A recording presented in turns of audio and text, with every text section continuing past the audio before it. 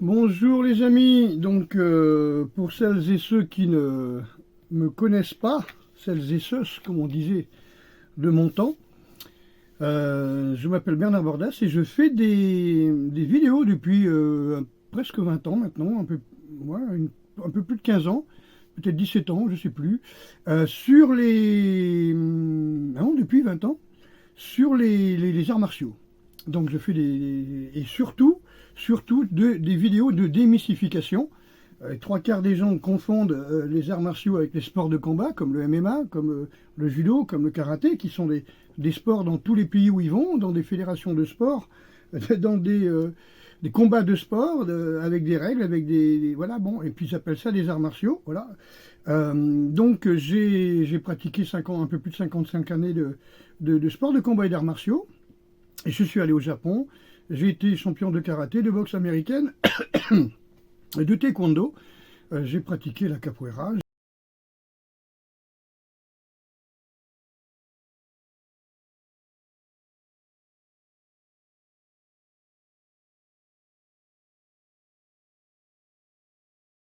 De lutte, et préparateur physique diplômé de l'université et euh, entraîneur sportif licencié, STAPS, voilà, de l'université de Bordeaux. Voilà. Donc quelque part, c'est mon métier depuis des années. Et j'ai écrit plusieurs livres sur plus ou moins la démystification des arts martiaux. Et le plus important n'a pas été édité parce que voilà, on m'a conseillé de faire attention à ce que je disais. Donc j'attends d'avoir des preuves encore plus importantes. J'ai écrit un livre sur les ninjas et l'alimentation ninja. Donc j'ai mis 30 ans, 30 années de recherche, il n'y avait pas Internet à l'époque, pour avoir un maximum de documents. Donc j'allais chercher les documents au Japon. Et donc une dizaine de voyages au Japon. J'ai écrit un livre là qui est comment dire, une sorte de concentré sur les méthodes qu'avaient les ninjas pour apprendre à grimper au mur, etc. C'est comme le parcours, si vous voulez, ce qu'on appelle le parcours en France. Voilà. Et c'est mon mémoire d'évaluateur préparateur physique de l'université de Poitiers, de la fac de Poitiers. Et là, un autre mémoire qui parle justement de la psychothérapie, c'est-à-dire pratiquer les arts martiaux en tant que psychothérapie. Voilà, donc tout est bien expliqué. Donc un autre mémoire d'université que j'ai passé. Et j'ai pondu un petit livre que je donnais, un petit livret, pour expliquer aux personnes qui étaient en dépression comment s'en sortir, donc comment rééquilibrer leur système nerveux autonome, et surtout d'arrêter de paniquer, quoi, et puis d'arrêter de continuer à paranoïer, à s'entraîner comme des malades et tout, alors qu'ils sont en pleine dépression, en plein burn-out, comme on dit maintenant. Donc ça, c'est très important. Donc, je continue, mais si vous regardez sur ma chaîne, les toutes premières vidéos parlent de démystification sur le ninjutsu, sur les arts martiaux, sur le judo, sur des choses comme ça. Maintenant, vous avez quelque chose de très important pour moi, c'est rétablir la vérité sur la culture japonaise. Donc vous avez un livre que j'ai acheté au Japon il y a très longtemps, hein, voilà, qui s'appelle Dictionnaire historique du Japon. Donc vous avez 6000 pages à peu près. Il coûte dans les 500 euros, je crois. Et 400 euros, je ne sais pas, vous pouvez le trouver sur Internet.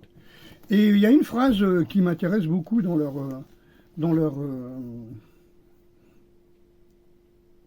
bon, je ne sais plus comment on peut appeler, dans leur pitch, hein, on peut appeler ça comme ça, hein, qui pourrait être la quatrième de couverture si ça n'avait été qu'un livre.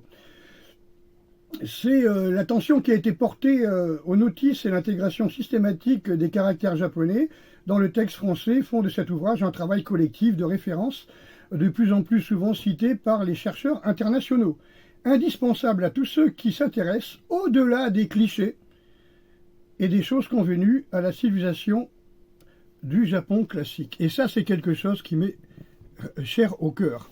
J'étudie le Japon, le japonais, l'histoire du Japon depuis plus de 40 ans, et ça c'est quelque chose qui me touche beaucoup. Pourquoi? Parce que maintenant les gens quand ils vont chercher des renseignements, ils vont sur Wikipédia, ils vont sur des trucs comme ça, mais ce sont des personnes qui ne sont pas historiens qui vont faire les textes. Donc on peut dire n'importe quoi. Je vous prends l'exemple de Musashi Miyamoto. Donc c'est sur ça que je vais vous faire cette vidéo, mais j'aurais pu le faire comme j'ai déjà fait sur Yasuke, le samouraï noir, dont on n'a que 4 lignes dans toute l'histoire du Japon, et bien sûr qui ne figure pas dans les dictionnaires historiques, mais ça aurait pu être le Bushido, le Hagakure, soi-disant les codes de samouraï que tous les samouraïs devaient connaître, alors qu'en fin de compte ça a été surtout connu à partir de 1935. Bref, donc les samouraïs n'ont absolument pas connu, et les Japonais en général encore moins, et vu que 90% de la population ne savait ni lire ni écrire. C'est pas grave. Donc pour ce qui est de Musashi Miyamoto, c'est pas son vrai nom. Hein. Son vrai nom, je l'ai marqué sur le petit texte que je vais vous lire, Shinmen Bennosuke.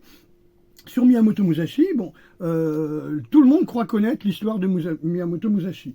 Mais dans ce dictionnaire qui fait 6000 pages, il n'est pas du tout cité une seule fois.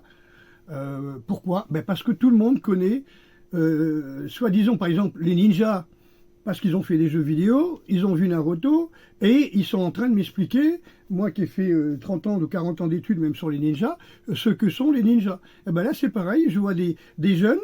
Alors, ils connaissent bien Internet, hein, ils savent bien faire des vidéos, faire des trucages, faire des sous-titres, prendre des vidéos américaines, les traduire, faire des voix de viril. Alors, ils ont peut-être 12 ans, les gosses, hein, et puis te font des vidéos pour te montrer que Miyamoto Musashi, c'était un héros bien suivi par les Japonais, c'était le plus grand sabreur de tous les temps. Moi, je ne suis pas du tout d'accord, parce que il existe très peu de pages écrites sur Musashi Miyamoto. Mais par contre, sur les pages qui sont écrites par les historiens, ou voire même les maîtres de sabre, bah, ils te disent par exemple, ah bah oui, mais il se battait avec 2 sabres. Ou alors il se battait, il arrivait avec 1 heure de retard à ses duels pour exaspérer les ennemis. Non, Yagyu Munenori était un maître reconnu qui est sur les dictionnaires historiques du Japon, mais pas Musashi Miyamoto. J'ai des tas de livres histoire du Japon écrits au Japon par les Japonais. Il n'y a pas de Musashi Miyamoto, mais vous trouvez Yagyu Munenori.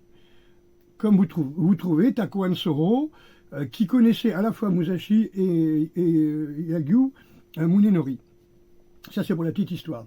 Alors, je vais vous lire le petit texte que j'avais fait pour mes élèves, parce qu'il y a un moment, il faut arrêter, quoi. Donc, le texte s'appelle un peu d'histoire vraie pour démystifier, parce que, je vous dis, il faut arrêter. Musashi Miyamoto était surtout un psychopathe, obsédé par la meilleure façon de couper un homme avec ses 2 sabres. Musashi a vécu en errant, c'est-à-dire en SDF, on appelle ça un ronin. Il n'avait aucun maître qui ne pouvait servir, personne ne voulait de lui, parce que c'était une espèce de brute complètement obsédé par le fait de couper les gens en 2, de la meilleure façon, la plus rapide, facile et efficace possible. Mais il était vraiment plutôt reconnu comme un clodo, quoi, si tu veux, un mendiant. Voilà. Donc, il payait, par exemple, il payait ses nuits d'hôtel en sculptant des personnages, j'allais dire bibliques, des personnages du panthéon bouddhiste. Alors ça peut être Kanon, ça peut être Fudomyo, ça peut être Bouddha, par exemple. Ou faire de la peinture de temps en temps, il faisait la calligraphie. D'ailleurs, la première calligraphie que j'ai achetée très très cher d'ailleurs dans un musée à Tokyo, le musée historique d'histoire naturelle de Tokyo, ou le musée d'archéologie, je ne sais plus, c'est Miyamoto Musashi qui a peint je crois, c'est Toei, je crois, avec des coques. Tu vois une espèce de ce qu'on appellerait un moine errant qui regarde des coques, 2 coques. Voilà, c'est Musashi Miyamoto qui a peint ça. Alors, Musashi aurait voulu devenir maître d'armes pour un daimyo, c'est-à-dire pour un seigneur, mais personne ne voulait de ce psychopathe. C'était une personne errant en guenilles dans les forêts comme une bête sauvage. Ça a été décrit aussi comme ça, vous allez le voir. Il mourut sans enfant, sans femme, certainement toujours puceau, car il détestait ses pulsions sexuelles et allait les calmer sous les cascades. C'est-à-dire quand il avait une érection, il se mettait sous une cascade et puis il attendait que ça passe. Parce que pour lui, ça le détournait de sa voie du sabre. Il explique bien dans le Dokodo, qui est un des livres qu'il a, enfin, un des textes qu'il a écrit, pardon. Alors, il est surtout connu parce qu'un romancier japonais, Eiji Yoshikawa, féru d'histoire médiévale, admirateur de Victor Hugo, on l'appelle le Victor Hugo japonais, a écrit un feuilleton historique dans le journal Asahi Shimbun en 1935 sur la vie romancée, magnifiée, donc une fiction, sur la vie de Miyamoto Musashi. Voilà. Donc vous connaissez, c'est La pierre et le sabre et La parfaite lumière. Très très beau texte et tout ça. À partir de là, des films, des mangas, des dessins animés, des feuilletons. Hein, donc c'est devenu très très connu. Mais comme pour le Bushido, comme pour le Hagakure, c'est surtout en 1935 qu'on entend parler de ça. Le livre écrit par Musashi, Gorin no Sho, traité des 5 roues, fut écrit à la fin de sa vie lorsqu'il avait 60 ans, vers 1645, peu avant sa mort. Mais à cette époque, 90% de la population, comme en France à la même époque, ne savait pas lire, et encore moins était capable de comprendre un tel précis de stratégie de la vie destinée à l'élite dirigeante et à des porteurs de sabres, donc des bushi, des samouraïs si vous voulez, des guerriers. Par contre, son dokodo, voie de la solitude, est un mode d'emploi pratique pour tout adolescent en crise contre la société, un support pour tout anarchiste solitaire, une aide psychologique pour tout SDF. Tu vois, le mec, il est enfermé dans sa chambre, le geek, avec son ordi, s'emmerde. Ouais, moi, je veux vivre comme ça, je veux être complètement... tu vois, comme un guerrier, quoi. On voit ça un petit peu dans le film Hagakure. Je pense que c'est le titre du film, là, où on voit un tueur qui se prend pour un samouraï, voilà. Ben, c'est... Tous ces fans de japonaiserie, du samouraï adulé, c'est une... voilà, ce sont des gens, ils sont pas dans le mensonge, mais ils se trompent. Voilà, on va dire qu'ils se trompent. Ils confondent les films des années 1950, un petit peu comme les femmes ninja, tu vois, les kunoichi, c'est une invention de Futaro, Yamada Futaro, en 1950-60, entre 1950 et 1960. Il a fait des romans de gare, à l'époque où les Japonais recherchaient aussi une identité, hein, parce qu'après la guerre, c'était des perdants, donc ils voulaient des héros. Il a créé donc des romans sur les ninjas, et il y a fait figurer des femmes comme les James Bond Girls qui étaient à la mode à l'époque dans les romans. Donc il n'y a jamais eu de femme ninja, comme il n'y a jamais eu de Musashi Miyamoto, grand maître de sabre, connu dans le monde entier ou dans tout le Japon, etc. Alors, le temps est le maître de celui qui ne veut pas de maître. Musashi Miyamoto est mort seul dans sa grotte en 1645 comme une bête abandonnée par tous. Musashi Miyamoto est surtout un héros de roman connu des Japonais dans les années 1935 à 1940. Comme le personnage de D'Artagnan, il a vraiment existé, mais n'est connu que par des romans épiques, des fictions historiques modernes, des séries télévisées, des films et des mangas. Des milliers de personnages célèbres de l'histoire du Japon. Pardon, excusez-moi. Dans le dictionnaire historique du Japon, il y a 3000 pages, pardon, c'est 3000 pages, 300 €. Voilà. Écrit par des historiens japonais où figurent des milliers de personnages célèbres de l'histoire du Japon, les différents Musashi Miyamoto n'existent pas. Ni sous son vrai nom, ni sous son nom Shinmen Bennosuke. Son vrai nom, c'est Shinen Bennosuke. Donc il y a plein de samouraïs, il y a plein de choses, mais pas Musashi Miyamoto. Vous avez même des Français. Vous avez Jules Brunet, vous avez Chanoine, vous avez, je ne me rappelle plus comment il s'appelait, pas qui est des noms comme ça. C'est des noms français ou des noms hollandais, tu vois, ou des noms espagnols, portugais, des gens qui ont apporté quelque chose au Japon dans l'histoire du Japon. Eux, ils sont connus, mais pas Musashi Miyamoto. Alors que les 80% des Français ne connaissent pas un Français qui a bouleversé l'histoire du Japon, qui est le capitaine Jules Brunet. Mais par contre, ils connaissent Miyamoto Musashi parce qu'ils ont vu des mangas. Et il n'y a pas de manga sur Jules Brunet, il n'y a pas de film sur Jules Brunet, il n'y a même pas de roman sur Jules Brunet, quoi. C'est ça le problème. Donc les gens confondent les romans, confondent les fictions avec la réalité. Et je ne parle pas des écrans, les jeux vidéo, c'est encore pire, hein, parce que le cerveau ne fait pas la différence. Alors, aduler Musashi, c'est comme aduler D'Artagnan, Robin des Bois ou à la rigueur Peter Pan, qui a, lui aussi, une statue à son effigie depuis 1912. Alors la sienne, elle est sur la rive ouest du lac Serpentine, dans les jardins de Kensington, qui étaient les jardins du propriétaire, qui était l'auteur du roman, enfin de la fiction Peter Pan. Donc, c'est pas parce qu'il y a des statues que ça existe. Vous avez des statues de Peter Pan, comme vous pouvez avoir des statues de dragons, des statues de tout ce que vous voulez. Ça ne veut pas dire que c'est des personnages qui ont existé. Les statues de Musashi Miyamoto ont été érigées après la première moitié du XXe siècle pour les touristes et les fans des films de manga et de séries télévisées des années 50-60 sur le personnage tiré des romans de Eiji Yoshikawa en 1935. Ça veut dire qu'il y a eu des feuilletons, des mangas et des vidéos tirés d'un roman, d'une fiction, tirés d'une histoire d'un personnage, Miyamoto Musashi, dont on connaît très peu de choses. Donc je ne sais pas comment Yoshikawa a fait ses recherches sur Musashi, mais il a inventé la vie de Musashi. Alors, dans sa jeunesse, il aurait eu 13 ou 14 ans quand il arrivait à la bataille de Sekigahara, mais il était dans le camp des perdants. La bataille de Sekigahara, c'est la bataille qui a fait que le Japon a arrêté d'être le Japon en guerre pour devenir la Pax Tokugawa, c'est-à-dire 300 ans de paix grâce à la lignée des Tokugawa.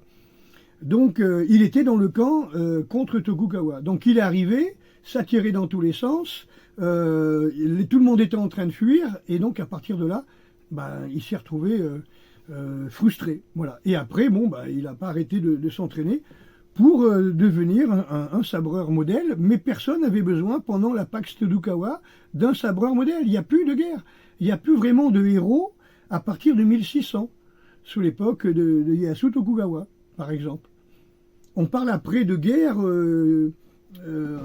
plutôt en 1860, 70, 80, plutôt vers là, parce que justement, c'est ce que l'on voit dans le film qui s'appelle Le Dernier Samouraï, encore une belle fiction où on mélange du vrai et du faux, avec un Américain qui prend la place justement de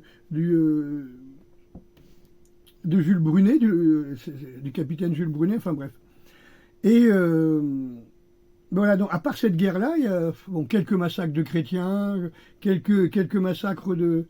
Mais non, normalement, c'était surtout des révoltes ou des révoltes de paysans qui avaient faim, etc. Mais il n'y a pas de grands guerriers, il n'y a pas de grands samouraïs, vraiment, qui sont sortis dans l'histoire du Japon entre 1600 et, on va dire, 1800. Enfin, oui, 1800, on va dire. D'accord ? À l'époque où le Japon devenait français, c'est-à-dire à la mode française. 1800, ouais, 1880, 1870, vers là, toi. Quand on a forcé le Japon à s'ouvrir, il n'y avait pas que les vaisseaux noirs, il y avait aussi les Français, les Hollandais, les Espagnols, les Portugais, il n'y avait pas que les Américains, quoi. Voilà les amis, donc c'était juste pour vous raconter ça. Donc je n'ai pas sorti ça de... Hop, tu vois, ce sont vraiment des choses réelles. Si vous voulez renseigner sur l'histoire du Japon, ne regardez pas Wikipédia, regardez des gens qui ne sont pas des fans de manga ou de jeux vidéo, regardez ce que disent les chercheurs japonais. J'ai une bibliothèque de 3000 livres à peu près, dont à peu près 1000 sur le Japon, ou qui parlent du Japon, ou qui parlent par exemple de bouddhisme japonais, ou d'histoire de guerre, etc. Il faut étudier avec les vrais chercheurs. Voilà. Et ne pas confondre, encore une fois, les sports et les arts martiaux, les personnages de manga ou de fiction de romans et la réalité historique. Alors quand je vois plein de jeunes qui font des vidéos là, sur Musashi, je ne sais pas où c'est qu'ils ont entendu parler de Musashi. Je vous dis, je pense que c'est dans des films ou dans des romans. Comme Yasuke, où il y a, je crois que c'est 4 lignes dans toute l'histoire du Japon, hein, le samouraï noir, hein, qui n'était pas un samouraï, mais un serviteur esclave, qui a été offert, on va dire, à un daimyo, hein, Nobunaga, et qui, lui, le prenait comme porte-sabre ou ombrelle, si tu veux, mais il n'a jamais combattu avec lui. Il est resté, je crois, 1 an, plus ou moins, là, à son service. Et quand il a été assassiné, Nobunaga, il s'est barré à Macao, où il y avait les comptoirs chrétiens, ou en Afrique. Mais enfin, voilà, on n'a plus de nouvelles de lui. Et voilà. Après, vous pouvez faire tous les romans que vous voulez, inventer tous les trucs, profiter de l'afrocentrisme à la mode pour faire croire que il y avait des samouraïs noirs, comme vous pouvez profiter du féminisme woke à la mode pour faire croire qu'il y avait des femmes samouraïs, alors qu'on parle de 2 femmes qui ont porté l'armure au XIIIe siècle et une vraiment connue juste avant, enfin 1800 et des poussières, voilà, qui dont le seul acte d'arme a été de sortir d'un château pour couper 2-3 bonhommes avant de se faire tirer dessus par les Japonais, parce que à l'époque tout le monde avait des fusils, quoi. Fusils donnés par Napoléon III ou par les Américains ou par les Allemands. Voilà, donc c'était terminé l'époque des samouraïs à l'époque. Voilà, donc je pourrais peut-être faire une vidéo aussi là-dessus. C'est faut vraiment arrêter ces modes, ces idéologies woke, LGBT, féministes, afrocentristes. Faut arrêter avec tout ça. Il y a la vérité historique et puis il y a ce que les gens voudraient qu'il soit. Pour enrichir, pour leur ego, pour donner, on va dire, de l'eau à leur moulin c'est vraiment un moulin, hein, leur moulin d'idéologie complètement farfelue, voilà. Mais pourquoi pas? Vous regardez des films sur Netflix, regardez les 47 Ronin, vous avez des monstres, vous avez des dragons, vous avez... La vraie histoire des 47 Ronin n'a jamais été ça. Voilà, donc, encore une fois, pas de femme ninja, vraiment de femme samouraï dans l'histoire, pas de Musashi Miyamoto, pas de